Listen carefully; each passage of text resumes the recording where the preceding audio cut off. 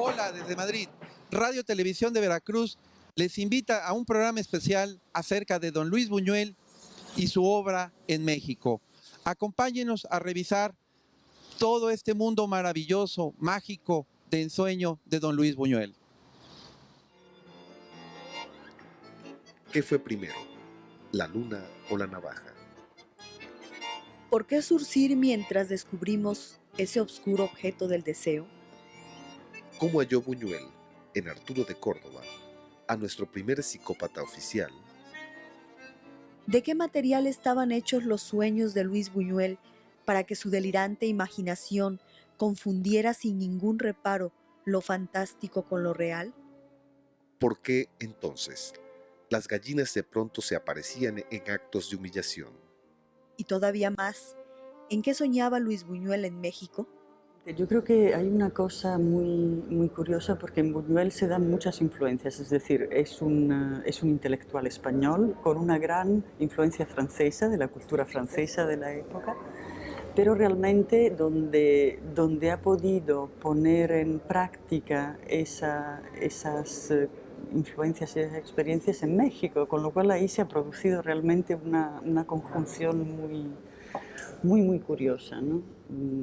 Además, yo creo que Buñuel siempre sintió un enorme agradecimiento hacia México. Y un cineasta no fue absorbido por la realidad mexicana, como ocurre con los extranjeros que llegan a México. Le pasó quizás a Einstein, le pasó a muchos otros cineastas extranjeros que pasaron por nuestro país. A Buñuel, el hecho de haberse pues, vivido en México mucho más de la mitad de su vida y de asimilarse como mexicano, lo hace ver a este país de otra forma y realmente asumirlo como mexicano. No en balde a Buñuel se le otorga el Premio Nacional de Artes, y es quizás la primera persona del ambiente cinematográfico, no quizás, seguro, la primera persona del ambiente cinematográfico que obtiene el Premio Nacional de Artes en su momento, y que sin duda muy merecido. Después de Buñuel lo recibió Gabriel Figueroa y hace unos años Arturo Ripstein. Creo que eso hace que efectivamente la etapa mexicana de Buñuel sea valorada como en cada una de sus películas. Desde luego hay unas películas mexicanas que pueden considerarse como obras maestras, como el caso de Los Olvidados, pero en cada una de ellas, incluso en las que Buñuel hizo para sobrevivir, como se conoce, estrictamente para poder comer porque necesitaba trabajo, en ellas siempre encontramos la mano de un genio, incluso pues porque hay algún detalle en donde Buñuel lo pudo manejar de esa u otra manera.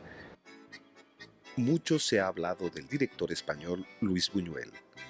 Nadie niega que sea uno de los grandes del séptimo arte, incluso a grado tal de considerarlo entre los directores que mayores aportaciones hicieron al cine. De él, todo se ha dicho. Se insiste en su revolucionaria forma de ver el mundo, de escribir automáticamente sus tramas, de su falta de respeto a las convenciones, de encarar al racionalismo con un mundo onírico. Casi podríamos decir que era antes de Buñuel y después de Buñuel. Era un hombre extraordinario, era un gran amigo, con un sentido del humor fantástico, pero al mismo tiempo era tan interesante verlo trabajar, las cosas que se le iban ocurriendo sobre la marcha, que yo creo que verdaderamente para todos ha sido como pasar un curso de cinematografía que, como le digo, ha sido para todos como un hito en nuestras carreras. Además, da la casualidad que él fue muy amigo de mi familia. Mi madre, Mercedes Pinto, escribió la novela Él, en la cual se basó él para hacer la película del mismo nombre, que ha sido una de las películas más celebradas de Luis Buñuel. En fin, cuando se habla de Buñuel, siempre se le reconoce su talento natural para la provocación. Ahora bien, pocos historiadores han valorado su estancia en México, que con 20 películas le creó un oficio. Hay quienes dicen que don Luis, precisamente en nuestro país, se hizo cineasta. Hoy vamos a repasar su obra, la de Buñuel, el autor surrealista que tal vez vio en México un set natural para discrepar, con toda la risa loca y negra que lo distinguió del universo lineal. Me traje un libro que yo creo que es un libro fundamental y creo que no ha circulado mucho, que son las conversaciones de Max Aub con Buñuel. Realmente es un libro muy curioso porque yo creo que Buñuel habla de tú a tú con Max Aub, es decir, son amigos, son compañeros de generación y compañeros de exilio también. Y hay un punto que dicen una cosa muy curiosa, se dicen el uno al otro, realmente nosotros somos los primeros de la primera generación que ha pensado en imágenes, es decir, hasta nuestros mayores inmediatos vivían de referencias de la literatura, de la pintura. La nuestra es la primera generación que ha empezado a ver el mundo en imágenes, ¿no?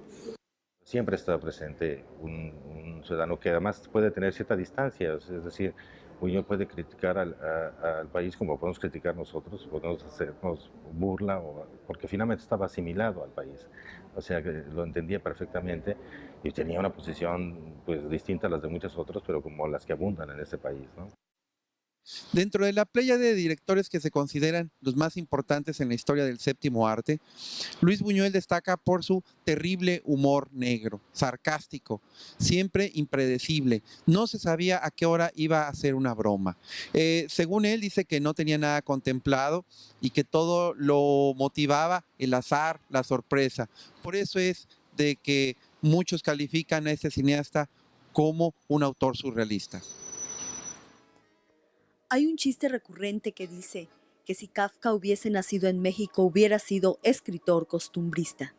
Pues bien, Buñuel desde su ácido relato de la Ciudad de México, Los Olvidados, se convirtió en un cronista como si fuese su país natal.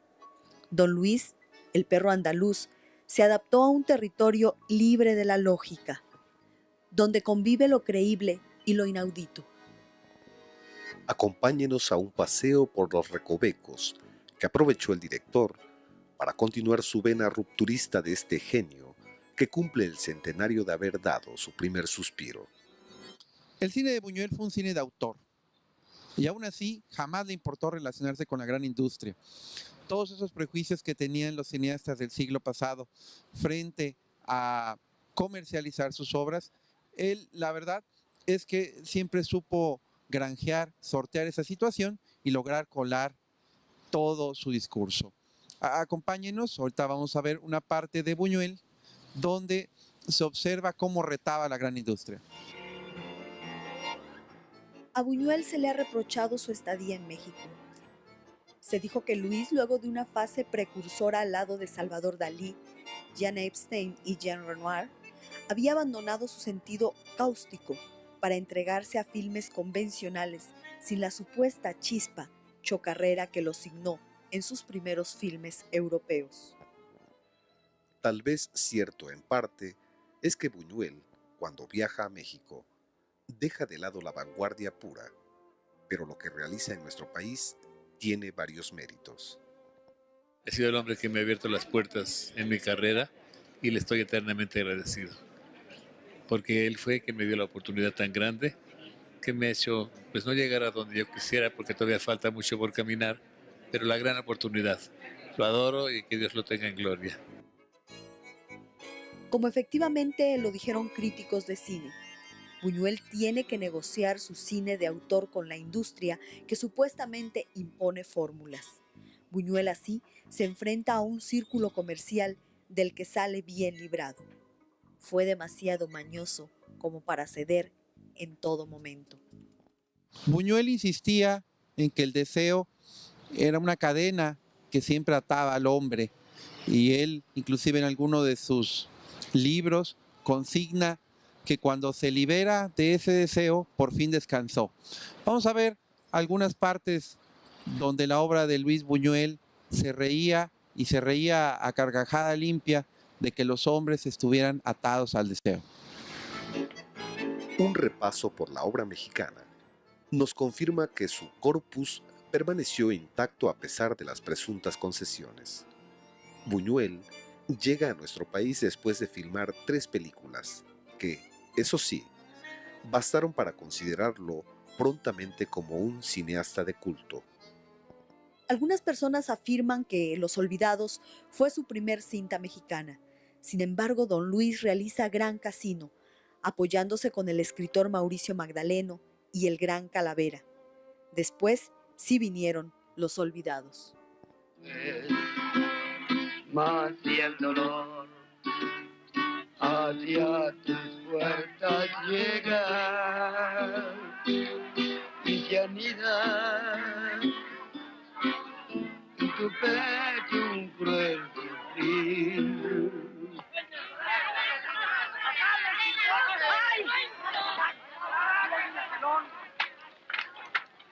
¿Qué? ¿Te pegó fuerte? Siéntate. Sí, pero de razón. A ver, ven.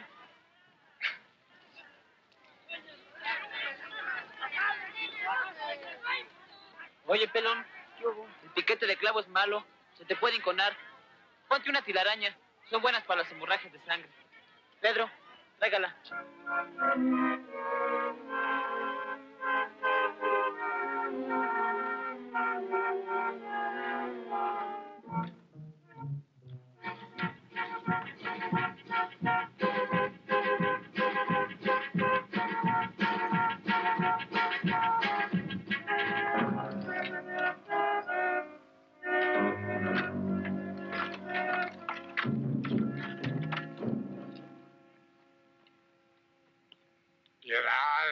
Piedad para un pobre ciego indefenso. ¡Órale, viejo, poca luz!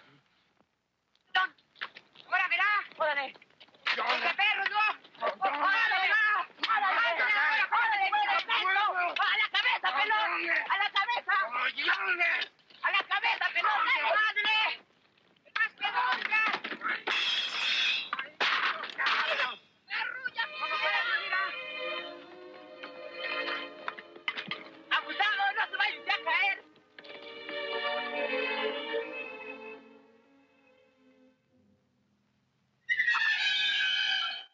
Fue el principio de una gran carrera. Lo inmortalizó ya en ese papel de los olvidados. Muy bonito, muy cruel. La gente me odia. Pero he hecho otras cosas más tiernas, ¿no? Pero desde luego el jaibo significó mucho en mi carrera porque yo era entonces bailarín del Teatro Tívoli y él no sabía que yo era bailarín. Sin embargo, me dio la oportunidad porque pues era yo delgadito, tenía 20 años, en fin, lo quiero mucho y que... ¿Recuerda usted alguna vivencia en especial? Pues que era un hombre muy, muy veraz, un hombre que quería que hacía lo que quería. Él salía de su casa a filmar y ya sabía lo que tenía que hacer. No se ponía a inventar a la mera hora, no. Era un genio, indudablemente. Es importante mencionar que en estas dos cintas labora junto a los más destacados actores del cine mexicano, como serían Jorge Negrete, Libertad Lamarque y los hermanos Soler. De esa primera parte de Buñuel en México tenemos testimonios. La crítica especializada se detiene en 6 películas autorizadas para identificar a Buñuel y que son Los Olvidados, Nazarín, El Ángel Exterminador, Simón del Desierto, Ensayo de un Crimen y Él. Pero existe otro buen bloque de películas que habría que distinguirse, como podrían ser El Bruto o Subida al Cielo. Hay expertos que dicen que Susana, Demonio y Carne es un filme por demás interesante, en donde Rosita Quintana se revela como un pulso erótico que hasta el momento se desconocía de ella. Una de las aristas principales a estudiar de Luis Buñuel es el erotismo. ¿Por qué? Porque él siempre pensaba que era un demonio que impulsaba los actos del hombre. Mucho se ha cuestionado en torno a lo que debiese ser el erotismo. Si descaro, vil provocación, terciopelo o lija rasposa. Para el caso de Buñuel, el erotismo tendría que definirse con la misma vara que se mide al resto de su obra, la sorpresa. El erotismo en Buñuel salta sin licencia alguna, no avisa, es sugerencia que se mantiene a la expectativa. Más vale la carga tormentosa de la imaginación que el descubrimiento total del cuerpo. Se habla mucho del erotismo de Luis Buñuel en las mujeres, que las dirigía de una manera excepcional, que hacía que su belleza resaltara de una manera especial. No, yo tuve una escena que yo no la comprendía, estaba muy chamaca. No la comprendía, que salía yo vestida de novia del río, toda empapada. Entonces no sabía yo el significado. Dijo, no, usted hágala, usted salga, nada más. La imagen lo va a dar todo. Eso fue el erotismo que después lo comprendí con muchos años después.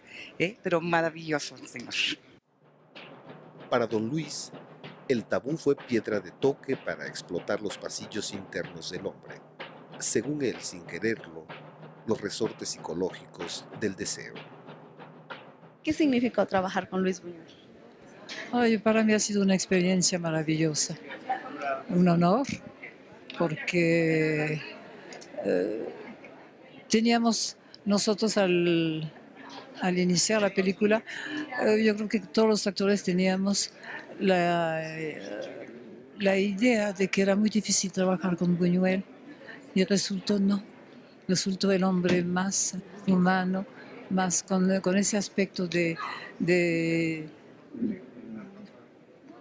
una palabra no quisiera usar tosco, ¿no? Sino rudo o sí, como a mí sinceramente yo tenía cierto temor de empezar con él y no, todo se desarrolló maravillosamente bien.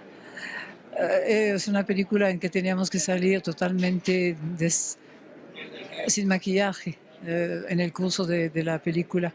Y claro, como mujeres, cara lavada, pero tenía una habilidad que no permitía él. Ninguno veía inmediatamente, veía si uno truqueaba un poco con la pestaña o con un poquito de maquillaje o algo. Eso es por lo que respecta al aspecto director, que ve y que sabe decir las cosas. Uno de los aspectos más interesantes del cine de Luis Buñuel es el erotismo. Él, siempre mañoso, lograba incluir en sus películas una suerte de risa sarcástica. Él definía al deseo como una especie de fantasma que ataba a todos los seres humanos. Inclusive en algún momento de su vida confiesa en uno de sus libros, Buñuel, que cuando desaparece el deseo, por fin descansa. Y esto se nota mucho en su obra, este humor negro, que bueno, repasaremos en algunas películas del ciclo mexicano. Y eso hace precisamente Buñuel en México, negociar con la gran industria de toda esa energía sexual de sus películas. Su mirada es oblicua, es una isla, es un momento discontinuo que parpadea como el ojo del perro andaluz. No hay, nunca, en Buñuel obviedad para sus bromas macabras, ni para incluir escenas eróticas dentro de un clima mojigato. Los laberintos de Buñuel siempre apelaron, al contrario de lo evidente, a la sugestión. Bueno, como una suerte maravillosa de haber trabajado con un hombre que yo ya admiraba por la Edad de Oro y eso que había visto en el IFAL, y que era amigo, pero cuando lo hice no me di cuenta de quién era, es decir, de que era el artista que era. Por eso es el cineasta de los sueños hechos realidad, o tal vez el narrador de una realidad semidormida o el autor de La Vigilia.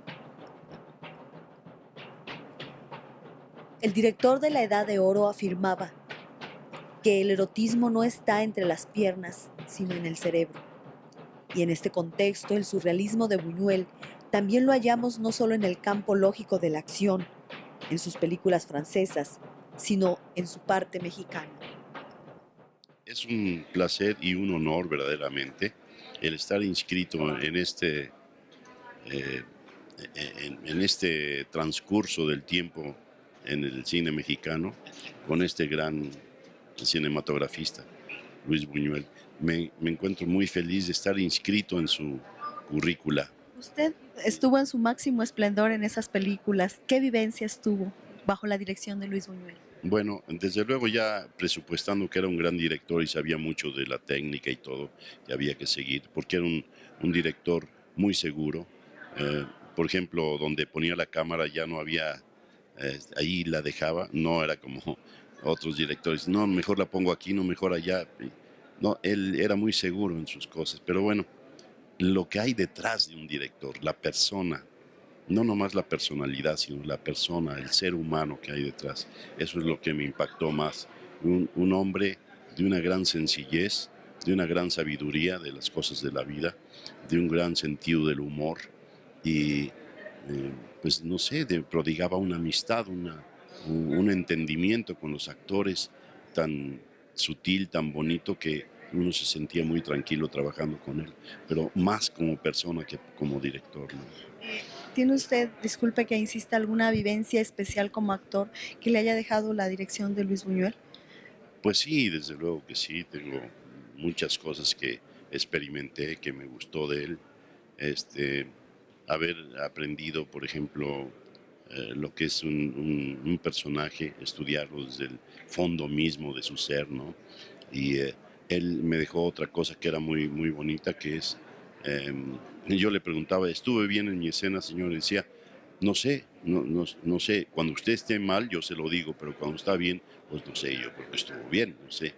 Y él hablaba muy especial, ¿no? Él tenía una voz así, y pues yo era muy joven y me dio por imitarlo mucho y hablaba yo como él, así.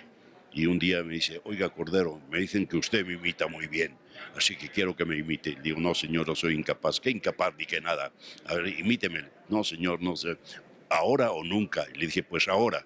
Y empecé a imitarlo y se moría de risa, se le escurrían las lágrimas de risa. Y dice, lo hace muy bien, claro, no volverá a trabajar conmigo, pero lo hace muy bien.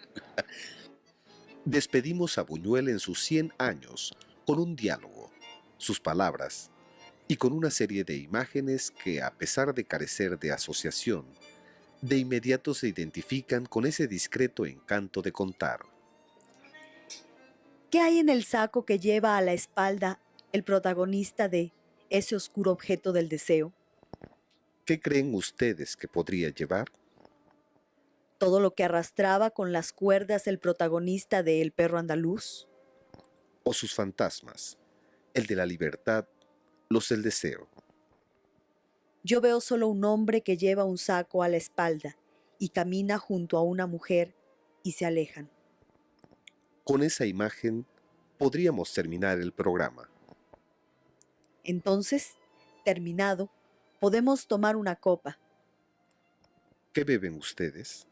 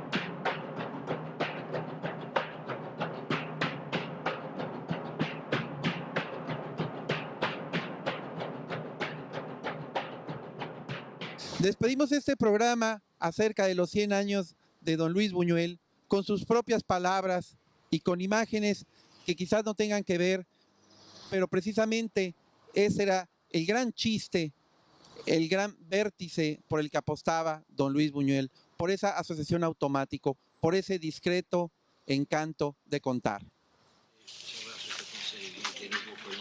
Sinon, ça ne vous a jamais tenté d'aller dans un ashram? Ah, si, peut-être. C'est une congrégation religieuse. C'est cher, ça coûte rien. Là, on fait la méditation. Mais là-bas, c'est pas cher du tout. Et la nourriture, c'est très, très bon. Accompagné.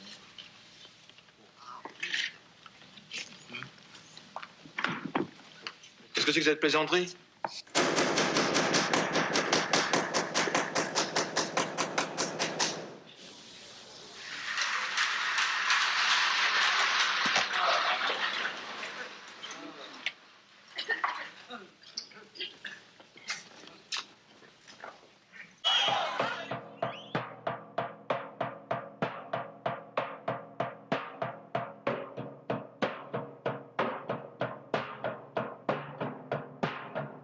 Thank you.